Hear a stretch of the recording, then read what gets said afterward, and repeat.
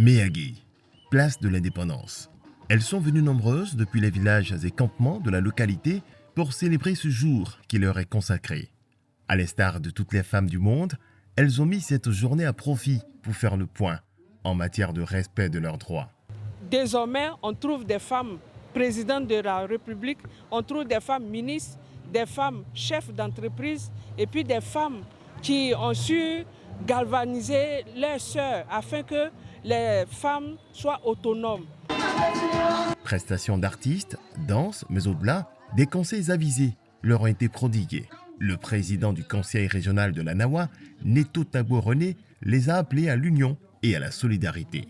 Au-delà de la fête, ce qu'on leur demande, c'est de se mettre ensemble pour qu'on puisse de temps en temps les aider à se prendre en charge et à être autonomes. Droit, égalité, autonomisation étaient au cœur de ce 8 mars 2025.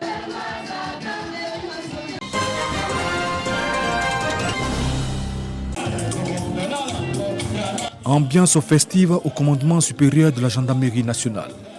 Aux côtés de leur chef, le général de corps d'armée Alexandre Apalo Touré, commandant supérieur de la gendarmerie nationale, les officiers et sous-officiers célèbrent leur engagement au service de la nation.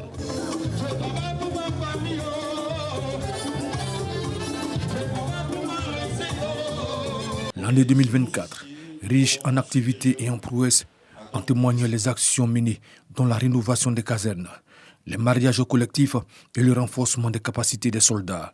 Les succès engrangés, parfois dans la plus grande adversité, témoignent de la résilience et de l'abnégation dont chacun a fait preuve selon la voie tracée par nos anciens. Avec la sécurisation de la 23e édition de la Coupe d'Afrique des Nations, la lutte contre le grand banditisme et l'orpaillage illégal, la gendarmerie nationale peut se targuer d'avoir accompli son devoir régalien. La lutte contre le grand banditisme a porté ses fruits, avec une régression des attaques à main armée et des victimes qui en découlent.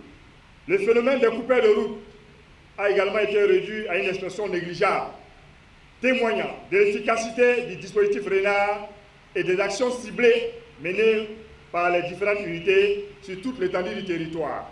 Le commandant supérieur de la gendarmerie nationale, le général de corps d'armée Alexandre Apalo Touré, a saisi l'occasion pour féliciter ces hommes pour leur travail de protection des personnes et des biens.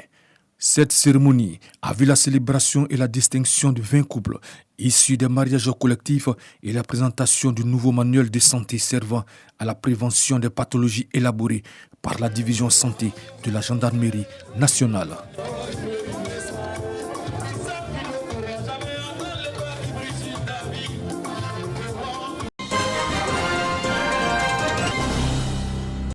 Les ministres ivoiriens et bissau-guinéens ont signé à Abidjan un accord cadre de partenariat pour renforcer leur coopération en matière de formation professionnelle. La Guinée-Bissau veut s'inspirer du modèle ivoirien en vue de renforcer l'adéquation de son secteur formation et emploi.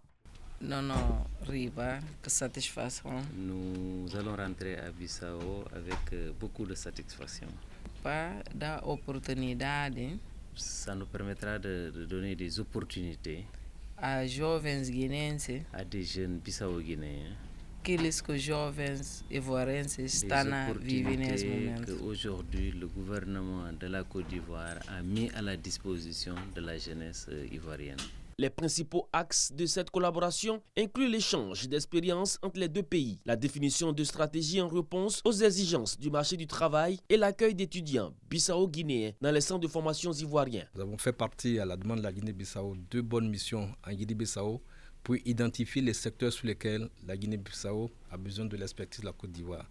Et aujourd'hui, nous avons signé dans le domaine de la formation professionnelle comment appuyer ce pays frère dans la formation de leurs jeunes. Nous allons pouvoir faire partie en Guinée-Bissau certains formateurs pour les aider à rédiger des curricula, à faire des réformes au niveau de leur programme, à établir des liens solides avec le secteur privé en Guinée-Bissau et faire en sorte qu'il y ait une adéquation formation-emploi dans ce pays.